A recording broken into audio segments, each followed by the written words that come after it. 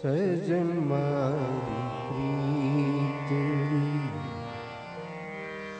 સદીઓ પુરાણી, સજન મારી પ્રીતડી સદીઓ પુરાણી, ભૂલી ના ભૂલાશે પ્રણય કહાણી, સજન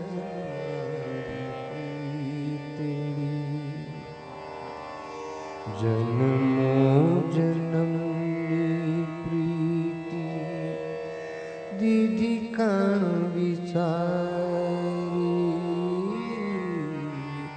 જન્મો જન્મની પ્રીતિ દીધી કા વિચારી, પ્યારી ગણિતે શાને મરણ પથારી, જલતાર ગણિત તો વેદના ન જાણી, સજન મારી પ્રીતિ સદીઓ પુરાણી, ભૂલી ના ભૂલાશે પ્રણય કહાણી, સજન મારી પ્રીતડી.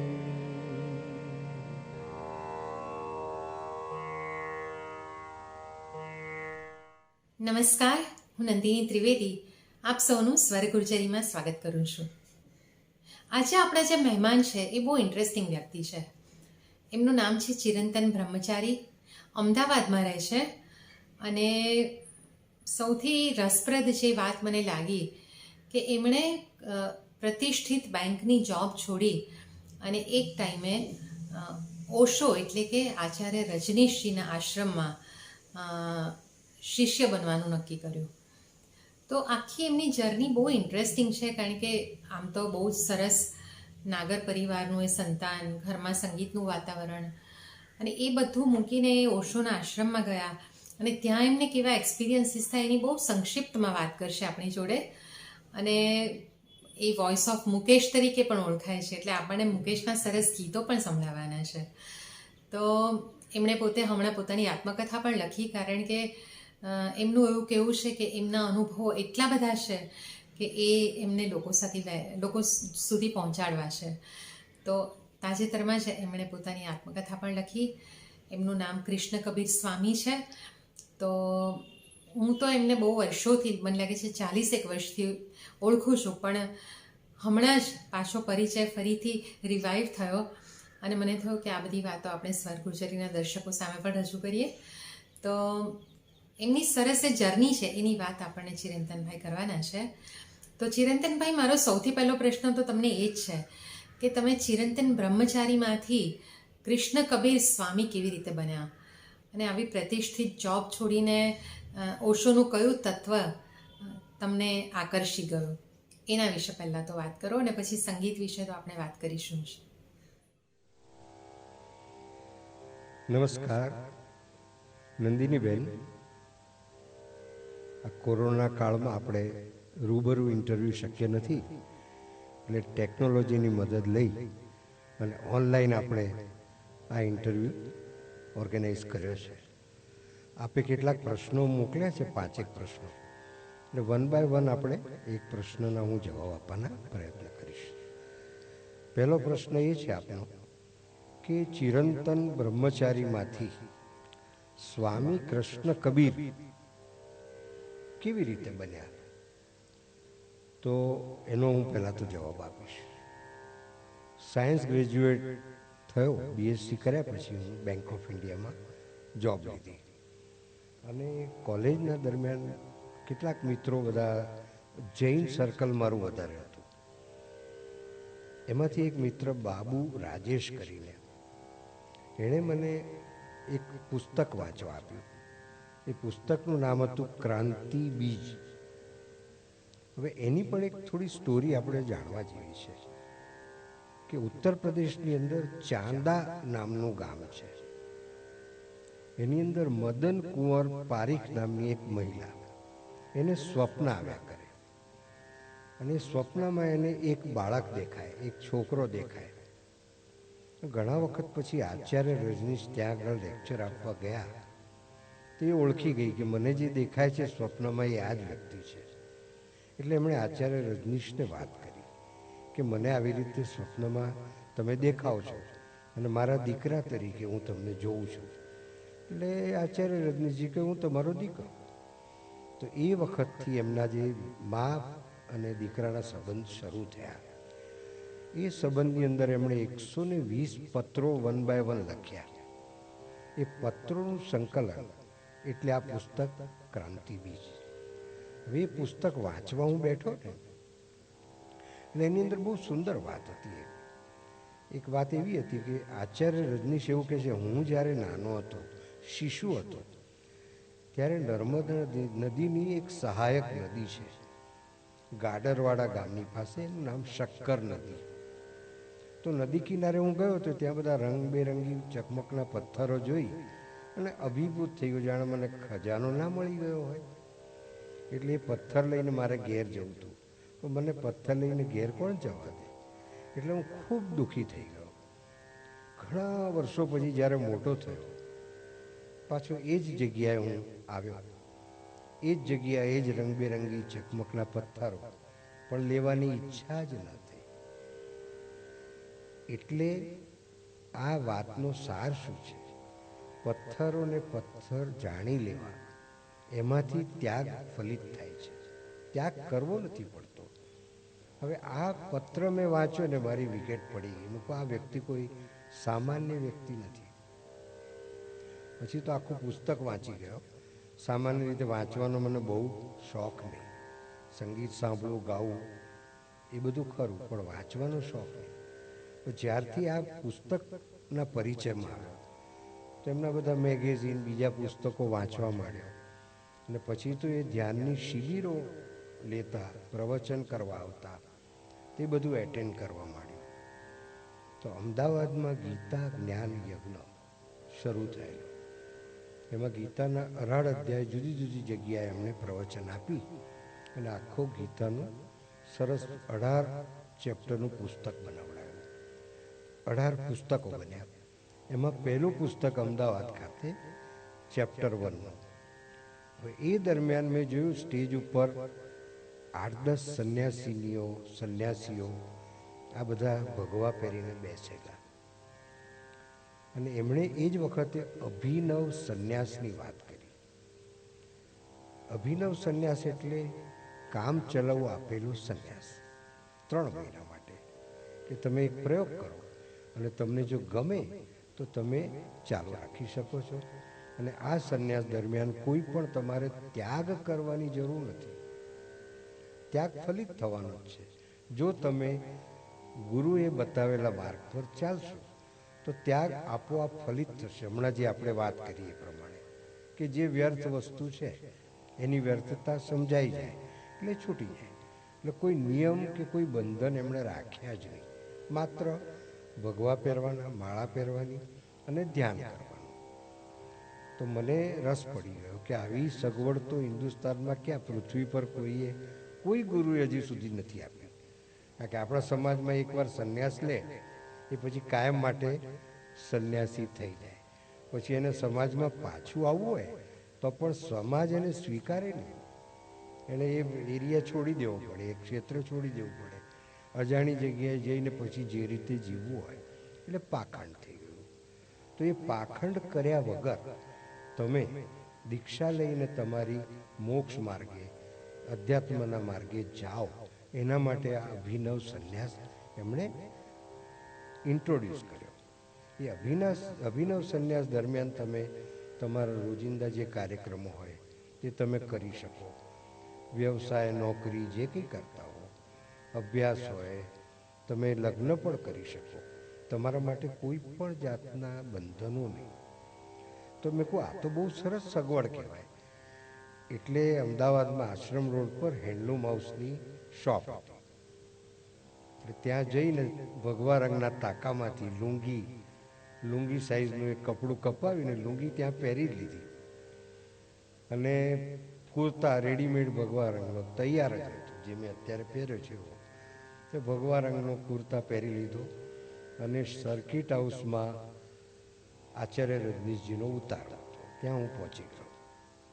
ત્યાં મા આનંદ મધુ, જે એમના પહેલા સંન્યાસીની હતા, મનાલીમાં શિબિર હતી ત્યારે એમણે સંન્યાસ લીધેલો, સપ્ટેમ્બર 1969 કરેક્ટ. તો એ મા આનંદ મધુ એટલે કોણ? આપણા ભૂતપૂર્વ વડાપ્રધાન મોરારજીભાઈ દેસાઈના ભત્રીજી થાય, એમણે દીક્ષા લીધી. તો ત્યાં સેવામાં બહાર ઉભેલા અને અંદર આચાર્યજીનું ભોજન ચાલતું હતું. મેં કહ્યું મારે તો દીક્ષા લેવી છે, તો કે ભોજન પતે એટલે હું તમને પૂછીને એમને બોલાવું. એમણે રજા આપી એટલે હું અંદર ગયો. તો ભોજન લીધા પછી એ યુની એન્ઝાઇમ નામની કેપ્સ્યુલ લેતા હતા, જેથી ભોજન પતી જાય, અને સોડા પીતા હતા. એ પાણી પીતા જ નહોતા, દર કલાકે સોડાની એક બોટલ પીએ. હું ગયો અંદર, જેવો મને જોઈને ચમક્યા એકદમ, અને કહ્યું મધુ મેરા લેટર હેડ લઈ આવો. એટલે મા આનંદ મધુ એમનું આચાર્ય રજનીશનું લેટર હેડ લઈ આવ્યા. એના પર એમણે લખ્યું સ્વામી કૃષ્ણ કબીર, તારીખ લખી, હસ્તાક્ષર કર્યા એમના ફેમસ, રજનીશ કે પ્રણામ. ત્યારથી મારું નામ પડ્યું સ્વામી કૃષ્ણ કબીર. જેવો હું બહાર આવ્યો, મા આનંદ મધુ કે તમારા ઉપર તો 4 હાથ છે એમના. કેવી રીતે? તો કે અવતારોમાં એમને કૃષ્ણ બહુ ગમે, કારણ કે જીવનની અંદર એ પોઝિટિવિટી સાથે આવેલો અવતાર, કોઈ મર્યાદા નહીં, કોઈ નિયમ નહીં, અને જ્યારે એમને જે રીતે જીવવું એ રીતે જીવ્યા. પણ તેમ છતાં એ અવતાર હતા અને અવતારી કાર્યો એમને કર્યા. તો એમને કૃષ્ણ ખૂબ ગમતા, જીવન પ્રત્યે વિધાયક દ્રષ્ટિકોણ હતો, તો કૃષ્ણ એમને ખૂબ ગમેલા. અને સંતોમાં એમને કબીર બહુ ગમે. કબીર ઉપર તો 11 પ્રવચનોની એક સરસ પ્રવચનમાળા એમણે આપી છે. અને એમણે જે શરૂઆત કરી છે કે જૈસે પર્વતો મેં હિમાલય હૈ, નદીઓ મેં ગંગા હૈ, ऐसे સંતો મેં કબીર હૈ. આટલું સરસ બોલતા. તો કે કબીર ઉપર એમને એટલો બધો પ્રેમ. એટલે તમને આ બંને નામ અત્યાર સુધી કાં તો કોઈને સ્વામી કૃષ્ણ નામ આપ્યું હોય, આનંદ કૃષ્ણ કે કૃષ્ણ પ્રેમ એવું આપ્યા હોય, કાં તો કોઈને કબીરનું નામ આપ્યું હોય, પણ બંનેના ભેગા કરીને શરૂઆત કરી હોય તો તે આ છે. તો આ રીતે મારું નામ સ્વામી કૃષ્ણ કબીર પડ્યું. આચાર્ય રજનીશ બહુ જ મોભાદાર સાધુ ગણાય છે, અને એમનો જે દબદબો હતો એ જમાનામાં, તો એના તો તમે સાક્ષી રહ્યા છો. અને મેં સાંભળ્યું છે કે તમે એમની સાથે એમના આશ્રમમાં ગાતા પણ હતા. ઓશો પોતે સંગીતના બહુ શોખીન હતા. તો અમને એ આખી જર્ની વિશે વાત કહો, કારણ કે એમના આશ્રમમાં તો બહુ બધી સેલિબ્રિટીઝ પણ આવતી હશે. તો તમને કંઈ આવો અનુભવ થયો હતો? મે મહિનાની 13મી તારીખે 1971 ઓશોએ મને એમની પાસે બોલાવ્યો, અને A1 વુડલેન્ડ્સ બિલ્ડિંગની અંદર એ ફ્લેટ એટલે આપણું મંદિર, આપણું તીર્થસ્થાન જે ગણો તે, એ 3 બેડરૂમનો ફ્લેટ હતો, અને વચ્ચે મોટો હોલ હતો. એ હોલની અંદર સહેજે 50 માણસ આરામથી બેસી શકે. એટલે ત્યાં આગળ રાતના ઈશાવાસ્ય ઉપનિષદ જે બધું કરતા, તો 100 રૂપિયા મહિને ફી લે ને 50 જણા બેસે. 5000 રૂપિયામાં એ મુંબઈમાં પેડર રોડ ઉપર ઓશોનો આશ્રમ ચાલતો હતો. એ વખતે એમનું નામ હતું આચાર્ય રજનીશ. પછી એમણે ભગવાન રજનીશ પોતાનું નામ ડિક્લેર કરાવ્યું. ત્યારથી એ ભગવાન રજનીશ તરીકે ઓળખાયા, અને ભગવાન શ્રી કહીને અમે એમને બોલાવતા. હવે બહુ વિરોધ થયો, પુષ્કળ વિરોધ થયો.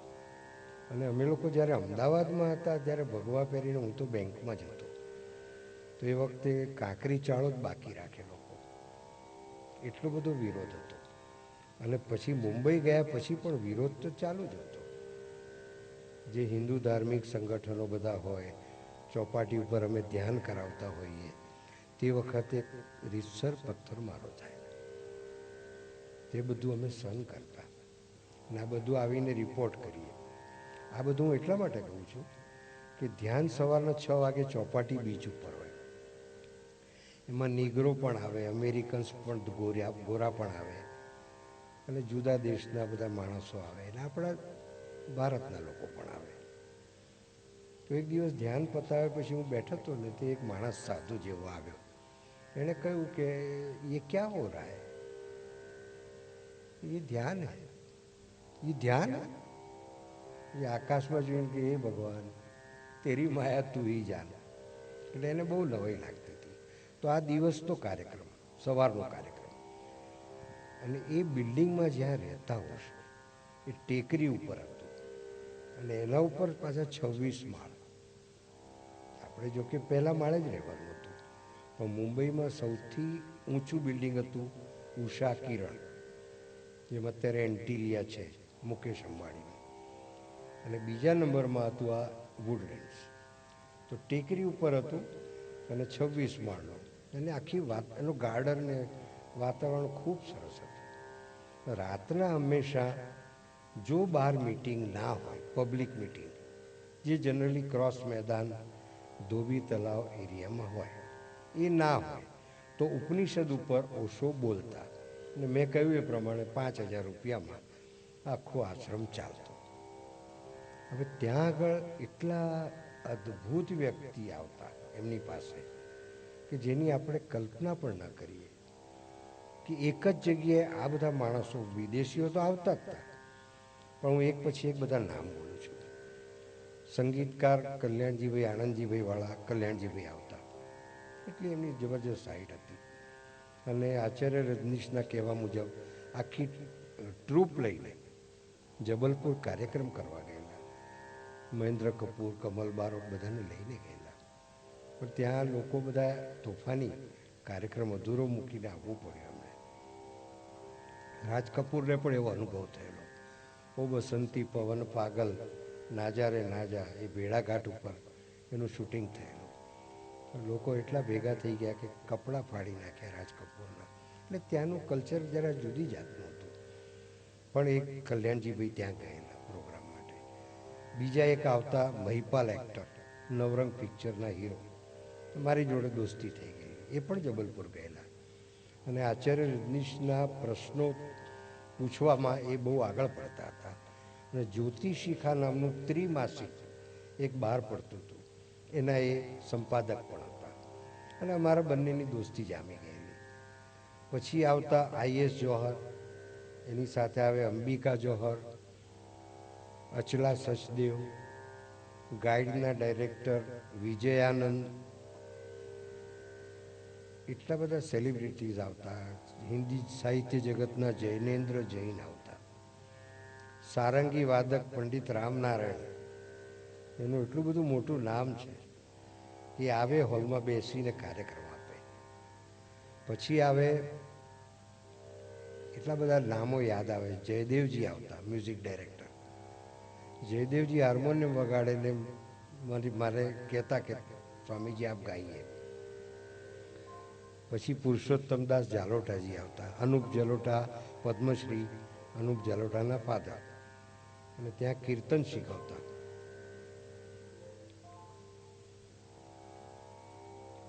એટલે પુરુષોત્તમદાસ જલોટાજી બધા સંન્યાસીનીઓને કીર્તન શીખવે. અહેમદ હુસેન, મોહમ્મદ હુસેન આવતા, જે દુર્ગા ઉપર બહુ સુંદર ભજન રજૂ કરે છે. આવા અદ્ભુત માણસો આવતા. બીજું એમણે 1 to 1 હિલિંગ શીખવાડેલું મને, કે મારા પહેલાં કે મારા પછી કોઈને શીખવાડ્યું નથી. એક જ શરત કે મારે મારા માટે કે મારા અંગત માટે એ પ્રયત્ન કરવાનો નહીં. તો ઓશોની કૃપામાં હું ડિસ્ટન્ટ હિલિંગ પણ આપતું થઈ ગયેલું. મારા રૂમમાં રાતના 8 વાગે ઇન્ડિયન સ્ટાન્ડર્ડ ટાઈમ પ્રમાણે બેસું. એ પછી માણસ ગ્રીસમાં હોય, એ દુનિયાના કોઈ પણ છેડે હોય, એને શવાસનમાં સૂઈ જવાનું પેશન્ટે, અને એને કેન્સર સુદ્ધામાં પરિણામો મળતા. એટલે એટલા બધા લોકો ફોરેનથી પણ આવતા અને અહીંના લોકો આવતા. એમાં આપણા ગુજરાતી સંગીતના જેને ભીષ્મ પિતામહ કહેવાય એવા અવિનાશભાઈ વ્યાસ, એમના બીજા ધર્મપત્ની સુલોચનાબેન વ્યાસ, એના ભાઈને કેન્સર થયેલું. તે ઓશોની કૃપામાં મેં ટ્રીટમેન્ટ આપેલી અને એમને સારું થઈ ગયું. એટલે સુલોચનાબેન એમ કહ્યું કે મારા હસબન્ડ એટલે અવિનાશભાઈ એમ કહે છે કે અમે તમને શું આપી શકીએ, તો અમને કોઈ સેવા કરવાનો લાભ આપો. तो कि यहाँ आओ, यहाँ आके परफॉर्म करो मेरे रूम में मेरे पास बैठ के, और कुछ छाटा पानी ड्रिंक लेते हो तो लेके आए, मुझे कोई आपत्ति नहीं है, पर मूड में आए. તો અવિનાશભાઈ આવીને પરફોર્મ કરતા, સુલોચનાબેન ગાય. તો આવા બધા ધુરંધર વ્યક્તિઓ ત્યાં આવતા. સેલિબ્રિટીઝ તો એવા આવે કે જેના મારે અત્યારે નામ યાદ કરવા પડે, પણ ખૂબ મારું જીવન તો જેને કહેવાય ને કે સુવર્ણ કાળ મારા જીવનનો. અને એક વખત તો 4 છોકરાઓ આવેલા અલીગઢ મુસ્લિમ યુનિવર્સિટીમાંથી. હવે એ વખતે તો ચેનલ કે ટીવી કે કશું નહોતું, પ્રિન્ટ मीडिया જ માધ્યમ હતું. એ લોકોને એમ થયું કે आचार्य रजनीश बहुत अखबार में अपना नाम किया है, बहुत सिर पे चढ़ गया है, तो उनको बुद्धि में हम परास्त करेंगे, तर्क में परास्त करेंगे. 40 પ્રશ્નોનો એક રોલ બનાવીને 4 છોકરાઓ આવ્યા. હું ત્યાં તો એટલે ટાઈમ લઈ અને અંદર ગયા. મારી સામે જ પ્રશ્ન પૂછ્યો. એમને એમ હતું કે આપણે મૂંઝવી દઈએ અમને. પ્રશ્ન નંબર 1, हम पृथ्वी पर क्यों आए? आचार्य रजनीश નો जवाब, इसमें मेरा कोई योगदान नहीं है. એટલે એ લોકો સમજી ગયા કે અહીંયા આપણું ચાલશે નહીં. પગે લાગ્યા કે અમને કોઈ ટિપ્સ આપો. તો ટિપમાં શું આપ્યું એમણે કે અમારી મેમરી પાવર વધે એના માટે કંઈક તમે કહો. તો એમણે એમ કહ્યું કે તમે જે કંઈ વાંચો કે સાંભળો એ સમજી લો, એટલે એ તમારું પોતાનું થઈ જશે. એને ગોખો નહીં, મગફ ના કરો, रट्टा नहीं मारो, उसको समझ लो तो वो आपका हो गया. अगर आपने रट्टा मार दिया और एक वाक्य एक शब्द भी भूल गए आप, तो फिर तो गड़बड़ हो जाएगी. तो जो चीज़ आप समझो सुनो उसको पूरा आत्मसात कर लो. तो ये आ टिप्स हमने आपी. तो कैसे कि हमने तो पूछा आपसे कि मेमोरी पावर बढ़ाना है, आप तो कहते हैं कि सुनो, पढ़ो, समझो और भूल जाओ. हम तो मेमोरी बढ़ाने के लिए कहते हैं कि अपने मन की व्यवस्था ऐसी है कि जब जो ज़रूरत है वो चीज़ सामने आ ही जाती है. आप परीक्षा में बैठते हैं साल भर तैयारी करके, तो जब उत्तर लिखने बैठते हैं तब सब कैसे याद आता है, इसी तरह वो याद आ जाएगा. तो આવી રીતે એમણે ટિપ્સ આપી. અને આવા બધા એટલા બધા અનુભવો છે કે એની કોઈ સીમા જ નથી. દળદાર પુસ્તક લખીને તો પણ ઓછું પડે. આ તો બધી બહુ જ રસપ્રદ વાતો છે. તો હવે તમે અમને તમારા મુકેશ પ્રેમ અને તમારી સંગીત યાત્રા વિશે વાત કરો. એક પ્રશ્ન એ પણ છે કે મારો મુકેશ પ્રેમ એના વિશે પ્રશ્ન પૂછ્યો છે, અને સંગીત યાત્રા મારી જે છે એના વિશે પણ એક પ્રશ્ન છે. હું 10 વર્ષનો હતો ત્યારે કોઈ પડોશી મને પિક્ચર જોવા લઈ ગયા. પિક્ચરનું નામ બેગુનાહ, અને એની અંદર જય કિશનજી પિયાનો વગાડે. ગાયન મુકેશજી ગાય, પણ એ વખતે પ્લેબેક સિંગર કોણ છે એવું કંઈ ભાન જ ના હોય 10-11 વર્ષના બાળકને. પણ ઘેર જતાં એ ગીત હું ગાવા માંડ્યો. એટલે જે ભાઈ મને પિક્ચર જોવા લઈ ગયેલા એમણે મારા ફાધરને વાત કરી કે તમારો છોકરો તો એક જ વાર ગાયન સાંભળીને ગાય છે. તો પિતાજી મારા ખુશ થઈ ગયા. મને 250 કોટો બુલબુલ તરંગ અપાયો. 420 આવારા બધા ગીતો જેવા આપણે એવા વગાડતો થઈ ગયો. પણ એક વહેમ ભરાઈ ગયો મગજમાં કે મારો અવાજ મુકેશજી જેવો છે, કે ત્યારથી પછી મુકેશજીના ગીતો ગાતો થઈ ગયો. તો આ રીતે મારો મુકેશ પ્રેમ શરૂ થયો. એટલે મનથી મેં એમને ગુરુ માનેલા, અને સ્કૂલ કોલેજમાં બધે પણ ગાતો, પ્રોફેશનલી પણ જતો બહારગામ. બધી જે ઓર્કેસ્ટ્રાવાળા હોય, પેટ્રિક માર્ક્સ, નવીનભાઈ ગજ્જર બહુ ફેમસ હતા એ વખતે. એમની સાથે આણંદ, વિદ્યાનગર બધી જ્યાં જાય ત્યાં જતો અને મને એક પ્રોગ્રામના 25 રૂપિયા મળતા. અને એ વખતે વોઇસ ઓફ મુકેશ તરીકે બધા ઓળખતા મને. પણ મારા માટે ક્લાઇમેક્સનો દિવસ ક્યારે આવ્યો? અમદાવાદના ઓરિયન્ટ ક્લબની નવા બિલ્ડિંગનું ઉદ્ઘાટન થવાનું હતું. એ વખતે મુકેશ નાઇટનું આયોજન હતું અને આગલે દિવસે all Gujarat film song competition રાખવામાં આવેલી.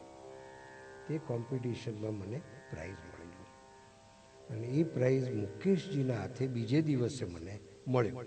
પણ જેવું એમણે એનાઉન્સ કર્યું માઇક ઉપર કે ये मेरा दीवानापन है ગાયું અને એના માટે અમને ઇનામ આપવામાં આવે છે, તો મુકેશજીના ચહેરા પર તમે જુઓ તો ચહેરો ખીલી ગયો.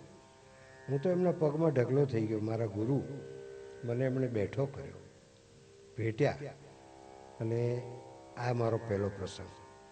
પછી તો 1-2 વાર મુંબઈમાં પણ મળવાનું થયેલું મારે, 1 to 1 મળેલો.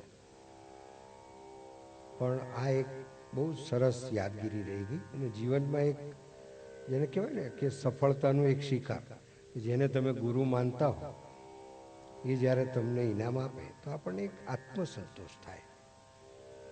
અને જ્યારે ઓશો સાથે હું રહેતો વુડલેન્ડમાં, ત્યારે પુરુષોત્તમદાસ જલોટાજી આવતા, પદ્મશ્રી અનુપ જલોટાના પિતાશ્રી. તો એ ત્યાં આવે ને સંગીત શીખવે, બધા બહેનોને કીર્તન શીખવે ને બહુ સુંદર ભજન ગાતા. તો એ ઇનડાયરેક્ટ ટ્રેનિંગ મારા જ રૂમમાં કશું જ કર્યા વગર ચાલુ થઈ ગઈ. અને અનુપ જલોટા પણ આવતા, પણ એ વખતે એમના કોઈ ભજન હતા જ નહીં, એટલે એ કિશોર કુમારના ગીતો મારી સામે બેસીને ગાતા. હું એમની પાસે ફરમાઈશ કરીને ગવડાવતો. જયદેવજી આવતા. જયદેવજી ઓશોને ખૂબ માનતા, આજીવન કુંવારા હતા અને પેઇંગ ગેસ્ટ તરીકે ક્યાંક રહેલા. તો બહુ સિમ્પલ માણસ. મધુશાલા મન્ના ડે પાસે એમણે જે ગવડાવી, અમિતાભ બચ્ચનના પિતા શ્રી હરિવંશરાય બચ્ચને મધુશાલાની રચના કરી, તો એ એમનું સંગીત જયદેવજી આપેલું અને મન્નાડીએ એટલું અદ્ભુત ગાયું છે. એની પહેલી કોપી લઈને ભગવાન શ્રી પાસે આવેલા. ભગવાન શ્રી કે ચરણ કમળો મેં સાદર સમર્પિત, એ હજી પણ સચવાયેલી છે લોંગ પ્લે. તો એ જયદેવજી આવતા અને પછી એમને ભગવાન શ્રી એવું કહેલું કે કબીર અચ્છા ગાતા है, उसकी आवाज़ इतनी अच्छी है कि प्राणों को छू जाती है, तुम उनके लिए एक भजन तैयार करो. तो एक लॉन्ग प्ले रखते हैं, उसमें पीछे मेरा प्रवचन होगा, दूसरी साइड पे डायनेमिक मेडिटेशन के लिए मैं बोलूँगा, 5 मिनट बच जाते हैं, तो उसमें कबीर के लिए एक क्या भजन बनाइए और वो गाएगा. तो आओ प्रोजेक्ट પછી થયો નહીં. લોંગ પ્લે તો બહાર પડી નહીં, પણ ઓશોએ લેક્ચર આપેલું, ડાયનેમિક મેડિટેશન સ્ટુડિયોમાં આખું રેકોર્ડિંગ થયું, પણ આ ભજન રહી ગયું તે રહી જ ગયું. પણ જયદેવજી બહુ પ્રેમપૂર્વક આવતા અને જ્યારે ઓશોની મિટિંગ હોય એ વખતે તો ભગવાન શ્રી હતા, ઓશો તો બહુ પછી નામ ધારણ કર્યું. તો ધોબી તલાવ પર જ્યારે એમનું પ્રવચન હોય ને, તો એના પહેલાં ભજન ગાતા અમે લોકો, કે જ્યાં સુધી આવે નહીં આચાર્ય શ્રી ભગવાન શ્રી, ત્યાં સુધી હજારો માણસો બેઠા હોય, તો એ લોકોને શાંત બેસાડી રાખવા એ બી એક કામ હતું. તો હરિઓમ શરણ ગાતા અને હું પણ ગાતો. તો હરિઓમ શરણનું પોતાનું પણ કોઈ ભજન નહોતું, એટલે મોહમ્મદ રફી સાહેબના ભજન ગાતા. એ બડી દેર ભઈ કબ લોગે ખબર મોએ રામ, તો એ ભજન એ ગાતા અને ખૂબ આનંદ કરતા અમે. તો એ હરિઓમ શરણ સાથે પણ મારો પરિચય રહ્યો. પછી અહીંયા આવ્યા પછી એક ધાર્મિક સંસ્થામાં હું જતો, તો ત્યાં આગળ ભજન ગાતો. તેમાં મ્યુઝિક ડાયરેક્ટર સંજય બોઝ કરીને ત્યાં આવતા, એ પણ એ સંસ્થામાં આવતા. અને સંજય બોઝ એટલે પ્રીતમ મ્યુઝિક ડિરેક્ટરને તો બધા જાણે જ છે. એમના આસિસ્ટન્ટ તરીકે, મ્યુઝિક એરેન્જર તરીકે 10 વર્ષ કામ કર્યું. પછી પોતાનું ઇન્ડિપેન્ડન્ટ કામ એમને ચાલુ કર્યું. એ સંજય બોઝને ખબર નહીં મારો અવાજ બહુ ગમે, એટલે એમને જ્યારે પહેલું પિક્ચર મળ્યું મ્યુઝિક આપવા માટે, એમણે મને કહી રાખ્યું કે कि मेरे पास जब काम आएगा सबसे पहले मैं याद करूँगा. મને એમ કે બધા મ્યુઝિક ડાયરેક્ટરો બધા વાત કરે ફિલ્મ લાઇનમાં એવી રીતે આ વાત કરતા હશે. પણ એક દિવસ એમનો फ़ोन આવ્યો सांझे, कल सुबह तुम्हारी मुंबई में रिकॉर्डिंग है और मैं ट्रैक भेज रहा हूँ. श्रेया से रिकॉर्डिंग करवा लिया है, श्रेया घोषाल से. तो ट्रैक पर तुम्हें गाना है. श्रेया की रिकॉर्डिंग हो गई है. હવે એ આખી રાત પીસી હતું એ વખતે મારી પાસે પર્સનલ કોમ્પ્યુટર. તો આખી રાત મેં સાંભળ્યું તો ખરું. સવારે 5 વાગે કર્ણાવતીમાં બેસી ગયો, 12 વાગે પહોંચી પણ ગયો. મારું ગળું તદ્દન બંધ, પ્રેક્ટિસ પણ હું ના કરી શક્યો. ત્યાં આગળ ગયો ત્યારે એક મિત્ર હતા ત્યાં આગળ, એમણે એમ કહ્યું કે હું એક્યુપ્રેશર જાણું છું. એક્યુપ્રેશર એમણે આપ્યું મને, મારો અવાજ ખુલી ગયો. બોલો માનશો? તો કોઈ પણ રિહર્સલ વગર એ ગીત મેં સીધું જ રેકોર્ડિંગમાં ગાયું અને એ એમને એટલું બધું ગમી ગયું, પણ મને સંતોષ ના થયો. મેં વિનંતી કરી કે ટ્રેક ઉપર જ ગાવાનું છે ને, ફરીથી 15 દિવસ પછી હું આવીશ જ્યારે ગળું ખુલી જાય. તો એમણે મંજૂર રાખ્યું. પણ મેં ફરી ગાયું ને, એના કરતાં ફાઇનલ તો પેલું જ રહ્યું. તો શ્રેયા ઘોષાલ સાથે માતાજીની એક સ્તુતિ હતી, મેં ગાઈ હતી. એ પિક્ચર બન્યું નહીં, પણ બેનર બહુ મોટું હતું. એસ મુખર્જીનું બેનર હતું, શશધર મુખર્જી. તો એ બેનર હેઠળ આવું ગાવા મળેલું મને, એ બી એક. પછી બીજો પરિચય મને થયો સોનુ નિગમ સાથે. સોનુ નિગમ સાથે પરિચય થયો એ કેવી રીતે, મુંબઈમાં એક એક્સાઇઝ કમિશનરના વાઇફ એ બધા પ્રોગ્રામ આવા ઓર્ગેનાઇઝ કરે. તો એમનો મારે પરિચય ઇનડાયરેક્ટ થયેલો. કારણ કે નરેન્દ્રભાઈ મોદી જ્યારે ચીફ મિનિસ્ટર હતા ગુજરાતના, તેમની આત્મકથા લખવાનું કામ મને મળેલું. તો એના ઉદ્ઘાટન વખતે લતા મંગેશકર આવે અને એવો મેં આગ્રહ રાખેલો કે પુસ્તકનું વિમોચન થાય ત્યારે લતાજીનો કાર્યક્રમ રાખવો ગુજરાતમાં. એક પણ થયો નહોતો. નરેન્દ્રભાઈને આઈડિયા બહુ ગમ્યો. એમણે કહ્યું પણ કે સિક્યોરિટીનો પ્રોબ્લેમ થાય. હમણાં ગોધરાના તોફાનો થયા છે ને, સજેશન તમારું બરાબર છે. પણ એ રેફરન્સમાં અર્ચના ડાંગે, એમનું નામ મિસિસ અર્ચના ડાંગે, એનો પરિચય થયેલો. પછી એને સોનુ નિગમ નાઇટ કરવા માટે મને પૂછ્યું. મેં કહું ભાઈ હું કંઈ જ્યોતિષી નથી. તો કે ના, આપ મુझे बताइए होगा कि नहीं. मैं कहा चलो होगा, गप्पू. मैं तो ब्लफ करूँगा. बोली ब्लफ करके भी जवाब दो. तो 5 સવાલ પૂછે, 5 જવાબ સાચા. સોનુ નિગમ નાઇટ થઈ. સોનુ નિગમ એમ કે 7મી જાન્યુઆરી મારો જન્મદિવસ છે, થશે કે કેમ. તો સોનુ નિગમે તારીખ પણ આપી અને પછી ત્યારથી દોસ્તી હજી પણ સોનુ નિગમ સાથે ચાલુ છે. સોનુ નિગમની મહાનતા છે કે આટલા લાખો ફોલોઅર્સ હોય તેમ છતાં પણ અધ્યાત્મના લેવલે અમારે ટ્યુનિંગ છે. તો હું ઘણીવાર નાદાનીમાં એના ગીતો, બીજા ગીતો એક લાઈન ગાઈને મોકલું. એકવાર તો મેં મોકલેલું, હું લાઈન ગાઈને સંભળાવું. સંજય દત્તનું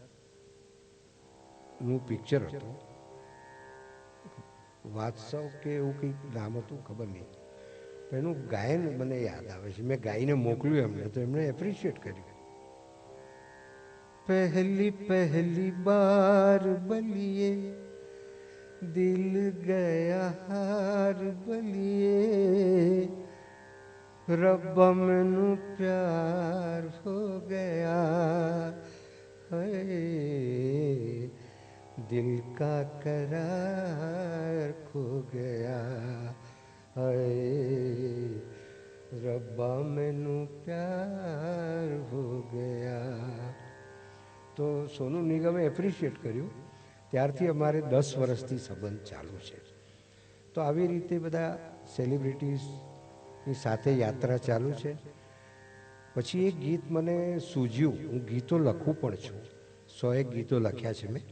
50 ગીતો પોપ્યુલર ફિલ્મ ટ્યુન્સ પર છે. બાકીના 50 મૌલિક કોમ્પોઝિશન મારા છે. એમાં એક ગાયન મેં રેકોર્ડ શોખ ખાતર કરી રાખ્યું.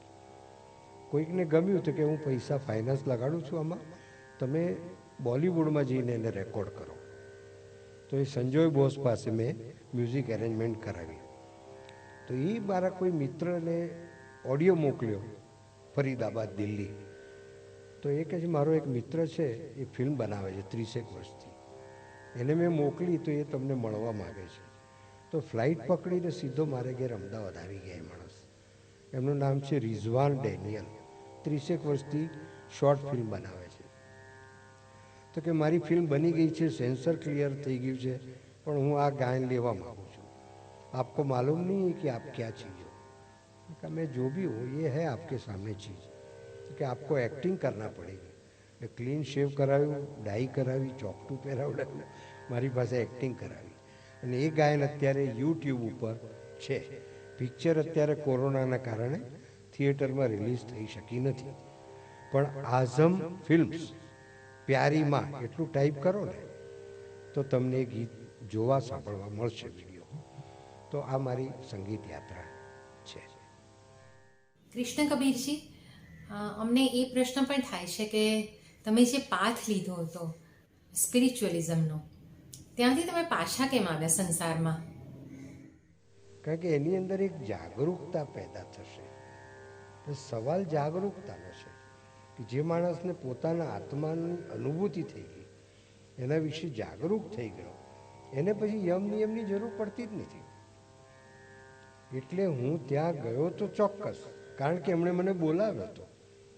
બાકી અસંખ્ય સંન્યાસીઓ પોતપોતાને ઘેર રહીને નોકરી ધંધો કરતા જ હતા. આ તો મારું કોઈ પુણ્ય ગયા જન્મનું બોલી ગયું હશે કે મને એમણે બોલાવ્યો પાસે રહેવા માટે. એટલે હું કોઈ દીક્ષા લઈને જતો રહ્યો તો ઘર છોડીને, એવું નહીં. હું ત્યાં પણ એમની જેમ બધા સંસારીઓની જેમ જ એમની જોડે જ રહેલો. ખાલી સ્થળ બદલાયેલું, બાકી બીજા સંન્યાસીઓમાં ને મારામાં કોઈ પણ વ્યવહારમાં, જીવનના અંદર કોઈ પણ ફેરફારો થયેલા જ નહીં. એટલે હું ગયો હોઉં તો પાછો આવું ને. એક શહેરમાંથી બીજા શહેરમાં ગયેલો, યસ ચોક્કસ. મારું વતન છોડીને ગયો, મા બાપ છોડીને ગયો, નોકરી છોડીને ગયો, ભાઈ ભાંડુ મિત્રોને છોડીને ગયો. બધા મિત્રોના કારણે જે શોખ હોય સંગીતના ખાસ કરીને, એ બધા પ્રોગ્રામોને કરતો બધું છોડીને ગયો. પણ એ મારી પોતાની ઈચ્છાથી ગયેલો કે મને ઈશ્વરથી ઓછું કંઈ ખપે નહીં. મગજમાં એક વસ્તુ પહેલેથી હતી. હું તો ઓશો સંન્યાસીઓને પણ કહું, બે હાથ જોડીને, કે ઓશો પ્રત્યેનો પ્રેમ બહુ જરૂરી છે. ગુરુ પ્રત્યેનો પ્રેમ, એમના પ્રત્યેનો અનુરાગ બહુ જરૂરી છે. મૂળ તો આપણે આપણા આત્માને ઓળખવાની વાત છે, સત્યને ઓળખવાની વાત છે. ગુરુ ગમે તેટલો સક્ષમ હોય, સમર્થ હોય, પ્રિય હોય, પણ એક સીડી છે. ઓશો પોતે જ કહેતા કે જો તમે, હું બહુ વખત તો અહીંયા રહેવાનો નથી, हिंदी में कहता है बहुत जल्द मैं यहाँ से चला जाऊंगा, शरीर मेरा नहीं रहेगा. उस वक्त आप किसी जीवंत गुरु की खोज में रहना. बाकी मेरे प्रवचन में, मेरे शब्दों में तुम मुझे ढूंढते रहोगे तो मिलेगा नहीं. जीवंत गुरु की आवश्यकता रहती है और रहेगी. जैसे दूसरे शास्त्रों की स्थिति है वैसे ही मेरे शब्दों की हो जाएगी. यदि आप ध्यान करते हो वहाँ तक ठीक है, क्योंकि ध्यान के अंदर आपको मार्गदर्शन मिलेगा. जीवंत गुरु आपको खोज लेगा.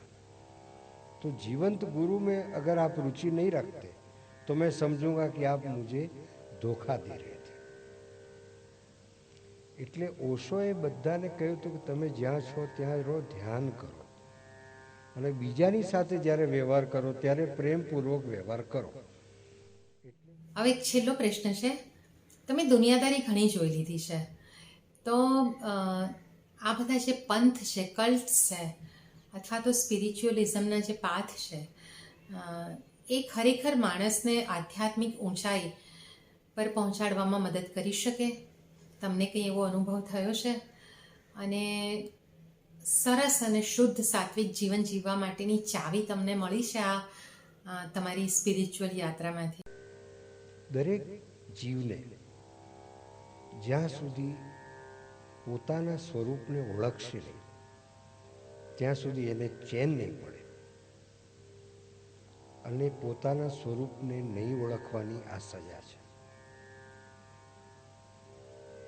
અને પોતાના સ્વરૂપને ઓળખવા માટે થઈને જીવનમાં પ્રયાસ કરવો જ પડશે, સભાનપણે પ્રયાસ કરવો પડશે. અચેતનમાં તો જીવ જે છે ને એ છટપટાહટ કર્યા જ કરશે. જ્યાં સુધી આત્માને તમે નહીં ઓળખો ત્યાં સુધી એ જીવ તમને શાંતિથી બેસવા નહીં દે. તમે ગમે એટલું સિદ્ધિ મેળવશો, દુનિયાભરની સંપત્તિ મળી જાય, બધા ભોગ ભોગવી લેશો, તો પણ ચિત્તની અંદર એક અતૃપ્તિનો બોધ રહેશે અને રહેશે. કેમ કે આપણે આત્માને ઓળખવા માટે આ જન્મ લીધો છે. અને પ્રકૃતિની વ્યવસ્થા કેવી છે કે તમારે કોઈ સ્કૂલની અંદર કે ક્લાસની અંદર જઈને ભણવાનું નથી, કોઈ પુસ્તકો કે શાસ્ત્રો નથી. પ્રકૃતિ તમને જીવતા જ શીખવાડે છે. મુકર્રર બોલતા રહુંગા, વન્સ મોર બોલતા રહુંગા. તો જિંદગી તમને વન્સ મોર કહ્યા જ કરે છે. જ્યાં સુધી તમે પરફેક્ટ નહીં થાઓ, ઈશ્વર એના ચરણોમાં કાચા ફળ, સડેલા ફૂલ સ્વીકારતો નથી. પરફેક્ટ ફ્લાવરિંગ સાથે તમે એના ચરણોમાં જાઓ, એવું એ તમને એવી રીતે તૈયાર કરે છે. એટલે અવસર તમને આપ્યા જ કરે છે. એટલે તમારી અંદર આ ક્યાસ કેટલી છે એ મહત્વનું છે. મહત્વનું એ નથી કે તમે કયા ગુરુ પાસે ગયા, કયા આશ્રમ પાસે ગયા, એ મહત્વનું નથી. સામાન્ય પાનનો ગલ્લો કરીએ તો 2-5 લાખ રૂપિયાનો જોખમ આપણે લેતા હોઈએ છીએ. તો આ તો ઈશ્વર પ્રાપ્તિની વાત છે. એની અંદર તો જોખમ રહેવાનું. એની અંદર પાખંડી ગુરુ મળશે. હવે ગુરુ પાખંડી કેમ છે કે આપણી અંદર પાખંડ છે.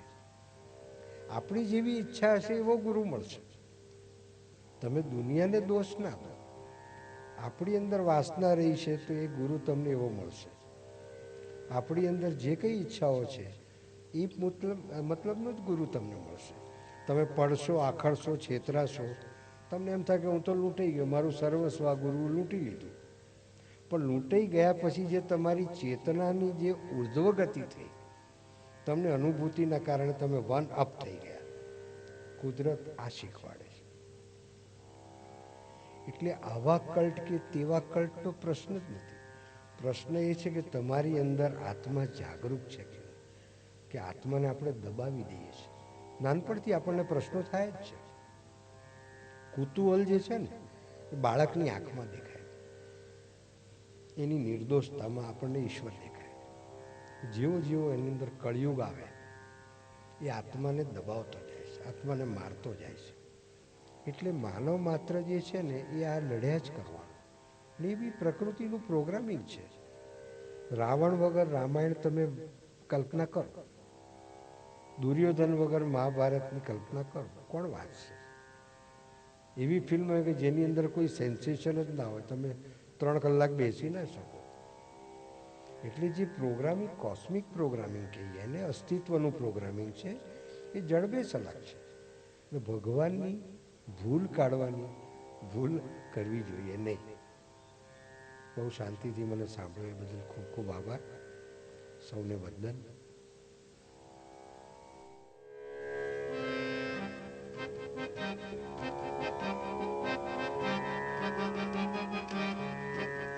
किसी की मुस्कुराहटों पे हो निसार, किसी का दर्द मिल सके तो ले उधार, किसी के वास्ते हो तेरे दिल में प्यार, जीना इसी का नाम है. किसी की मुस्कुराहटों पे हो निसार, किसी का दर्द मिल सके तो ले उधार, किसी के वास्ते हो तेरे दिल में प्यार, जीना इसी का नाम है. मांगा अपनी जेब से फकीर है, फिर भी यारो दिल के हम अमीर हैं. मांगा अपनी जेब से फकीर है, फिर भी यारो दिल के हम अमीर हैं. कि मर के जी किसी को याद आएंगे, किसी के आंसुओं में मुस्कुराएंगे, कहेगा फूल हर कली से बार बार, जीना इसी का नाम है, किसी की मुस्कुराहटों पे हो निशान, किसी का दर्द मिल सके तो ले उधार, किसी के वास्ते हो तेरे दिल में प्यार, जीना इसी का नाम है।